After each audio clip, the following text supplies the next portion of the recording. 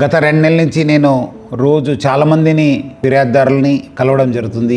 రకరకాల పేరుతోని రకరకాల చీటింగ్ అయిన వాళ్ళతోని కేసెస్ ఉంటావు. బట్ కొన్ని కేసెస్ చాలా అంటే చాలా బాధ కలిగిస్తుంది. ఎందుకంటే చాలా మంది అమ్మ నాన్నలు వచ్చి మా పిల్లలు మనకు పట్టించుకుంటలేరు, మా ఆస్తులు రాపించుకొని మనకంతా బయట పంపించారు, లేదంటే ఒక చిన్న ఇల్లులో పెట్టారు, మనకు రోజు కూడా గడపడము చాలా కష్టమవుతుందని చెప్పి వాళ్ళు చెప్పడం జరుగుతుంది. వాళ్ళందరూ కూడా పిల్లల్ని పిలిపించి మీరు కౌన్సిలింగ్ చేయండి సార్, కేసు కట్టండి అని చెప్పి చెప్పడం జరుగుతుంది.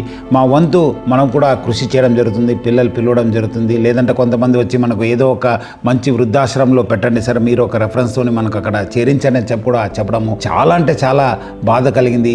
మీరు కూడా ఒకరోజు ముసలాళ్ళు అవుతారు, మీకు కూడా ఏజ్ అయిన ఓల్డ్ ఏజ్ సమస్యలు వస్తాయి. అప్పుడు ఇప్పుడు మీ తల్లిదండ్రులను బాగా చూసుకోకపోతే మీ ఒక పిల్లలు కూడా అదే నేర్చుకొని మీకు కూడా అదే పరిస్థితి రావచ్చు. ఎందుకంటే ఈరోజు ఈ ప్రపంచంలో రావడానికి కారణం వాళ్ళు ఎంతో కష్టపడి మనకు పెంచుంటారు. మనకు మంచి ఉద్యోగంలో మంచి స్థాయిలో చూడాలనేది వాళ్ళ ఆశే. మనము ఆ స్థాయి చేరిన తర్వాత వాళ్ళని మర్చిపోవడం అనేది చాలా అంటే చాలా మంచి పద్ధతి కాదు, చాలా ఒక హీనమైన చర్య. సో ప్రజలందరూ కూడా కోరుతున్నాను, మీరందరూ కూడా మీ తల్లిదండ్రులను జాగ్రత్తగా చూసుకోండి. అలాంటి కేసు ఉన్నప్పుడు డెఫినెట్లీ మనం కూడా స్ట్రింజెంట్ యాక్షన్ తీసుకుంటాను. వాళ్ళ పిల్లలపైన వాళ్ళకి సంబంధించిన వాళ్ళు ఎక్కడ పనిచేస్తాను వాళ్ళు కూడా దృష్టికి తీసుకెళ్ళడానికి ప్రయత్నం చేస్తాను. ఎందుకంటే మళ్ళీ వాళ్ళు కూడా తెలియాలి చట్టం తన పని చేయాల్సి వస్తుంది. సో ప్రజలను కూడా అవకాశాన్ని కల్పించొద్దు, అమ్మ నాన్నల్ని బాగా చూసుకోండి అని చెప్పి నేను ప్రజలను కూడా మరీ కోరుతున్నాను.